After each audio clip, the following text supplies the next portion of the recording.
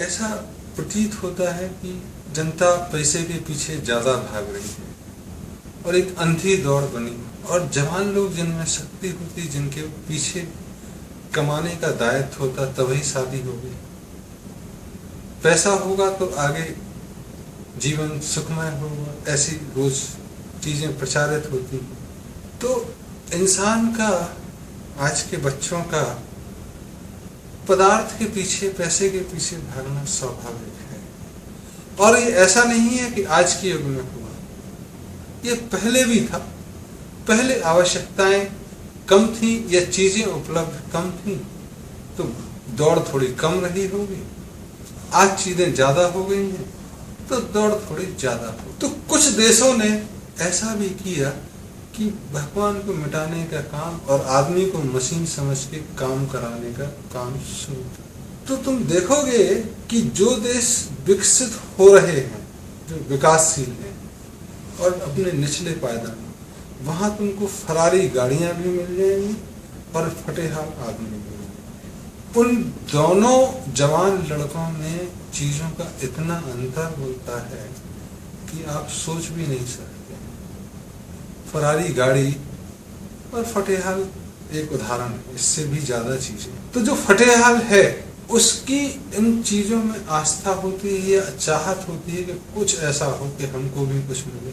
दुखी मन से वो धर्म के प्रति प्रवृत्त हो सकता है, लेकिन आपका कहना है कि क्या फरारी वाला सोचे, क्या 5 स्टार वाला धर्म के बारे में सोचेगा? तो ये कि जो फरारी वाला है या 5 स्टार वाला है, उसके सामने और लोग धनी दिखाई देते हैं। बोले जब तक 1 करोड़ के थे तब तक करोड़ी बहुत लगता था, जब करोड़ी मल हुए तो 10 करोड़ी आ गए, फिर उसके बाद बिलियनियर की बात चलने लगी।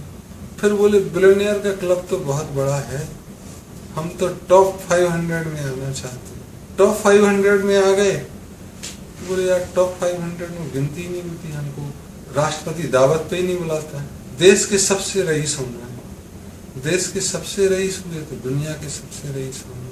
और दुनिया के जो सबसे रईस हुए, एक फोर्ड थे एक जमाने में, उनके बच्चे सब छोड़ छाड़ के इस्कॉन के पीछे भागे। वॉरेन बफेट का एग्जाम्पल तुमको पता होगा कि कितने सोशल सर्कल में वो जुड़े रहते हैं। माइक्रोसॉफ्ट के चीफ कितनी चीजों में जुड़े रहते हैं। यहाँ तक कि भारत में रिलायंस और टाटा भी कितने सामाजिक कार्यों में जुड़ा है, जान के आश्चर्य होगा। यहाँ एक चीज कह सकते हैं कि इनकी ये मार्केटिंग स्ट्रेटेजी है कि अपना टैक्स बचाने के लिए ऐसा कर रहे हैं, या कुछ समाज में शान भी बनी रहे इसलिए कर रहे हैं। लेकिन इतना तो पक्का है कि इन चीजों की महत्ता वो भी जानते हैं। 13वीं में ये लोग भी जाते होंगे, अंतिम यात्रा में ये लोग भी शामिल होते होंगे, चाहे वो तथाकथित बहुत रईस लोग हों या गरीब हों, उनके ड्राइवर हों, उनके कंपनी के कर्मचारी गण हों। तो प्रकृति में धर्म से दूर रहा नहीं जा सकता है, चाहे वो कितने भी पैसे वाला हो जाए। कम से जब ज्यादा की चाहत होती है तो पूजा करता है कि हमारे पास ज्यादा हो जाए। ज्यादा वाला इसलिए पूजा करता है कि बना रहे, और जिसके पास हो गया तो अब इसके बाद क्या, बच्चे ही नहीं पूछते हैं पैसे का क्या करें, तो बोझ लगता है। तो एक ही यात्रा में दूसरा चीज जो धर्म के प्रति है कि जनता जैसे जैसे सूचनाओं को आराम से प्राप्त करने के काबिल हुई, एक इंटरनेट और जो सोशल एक्सप्लोजन ऑफ इंफॉर्मेशन हुआ, जो समाज में सूचनाओं का एक विस्फोट हुआ, उससे ये जरूर है कि वो तथाकथित संप्रदाय जिसमें वो पैदा हुआ उसकी चीजों को ना माने, लेकिन वो प्रकृतिस्थ तथ्यों को इग्नोर करेगा, ऐसा नहीं है। तो आज तुम देखोगे कि लोग लॉकेट में अपने धर्मों का लॉकेट बनवा के पहनते हैं।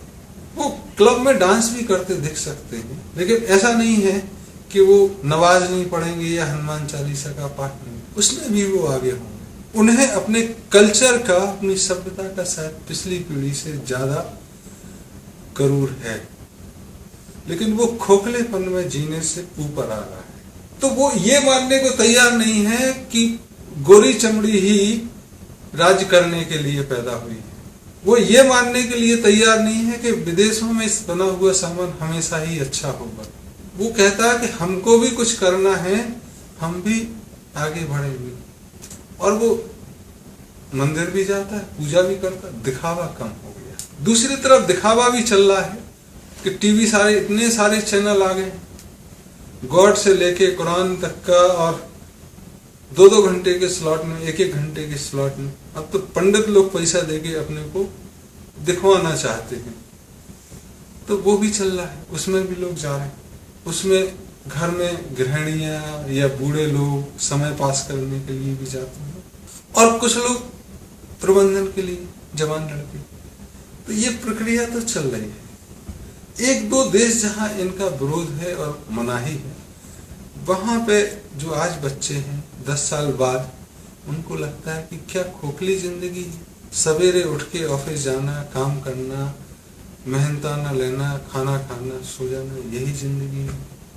तो जो कल्चरल उनका था उसको खत्म करके आज प्रश्न वहां पे ये उठ रहा है कि हमने पैसा तो पा लिया, लेकिन हम भी वो नहीं रहे जो हम थे। तो चाइना पैसा तो कमा सकता है, लेकिन चाइना चाइना रहेगा, इस बात पे शंका उठ गई। जो जैन मास्टर्स का, जो ताओ ते चिंग का, जो शाओलिन का केंद्र है, जिसकी पूजा होती थी, जिसको लोग मानते हैं, उसके बिना चाइना फैक्ट्री तो कहीं भी लगा सकते हैं। तो प्रश्न वहां पे ये उठने लगा, और हो सकता है कुछ वर्षों में यही पीढ़ी या आने वाली पीढ़ी इस चीजों को नकार दे कि नहीं, पैसा ठीक है, एक सीमा तक ठीक है, लेकिन हम अपने कल्चर को, अपने हेरिटेज को, अपने बाप दादाओं की इज्जत को बचा के रखेंगे और उस नाम से जाने जाएंगे जो हम हैं। तो ये मानना गलत है। मेरा ऐसा अनुभव है कि आज की पीढ़ी धार्मिक नहीं है। इतना मेरा अनुभव जरूर है कि वो खोखली धार्मिकता से या खोखले संप्रदायवाद से ऊपर उठ रहा है। तो हो सकता है वो कल बहुत सारे धर्मों में बीच में समन्वय का आधार सूत्र बने, या समन्वय कराएं, या उनमें चर्चा कराएं कि भाई जन्म से धर्म नहीं होता, धर्म तो चुनने की बात है। ऐसी भी चर्चा उठ सकती है। तो जैसे नौकरी चुनते हैं, वैसा धर्म चुनने की भी आजादी हो, ऐसी चर्चा कल के दिन हो सकती है। और उसमें हम लोगों को परेशान होने की जरूरत नहीं। एक स्वच्छ विकास की दिशा है ये, और इस पे हमें गर्व महसूस करना चाहिए कि आज के बच्चे एक बंधी बनाई परंपराओं से पूरे जागृत, उसमें जांची परखी चीजों के आधार पर धर्म को अपनाते हैं और उसमें आगे बढ़ते हैं।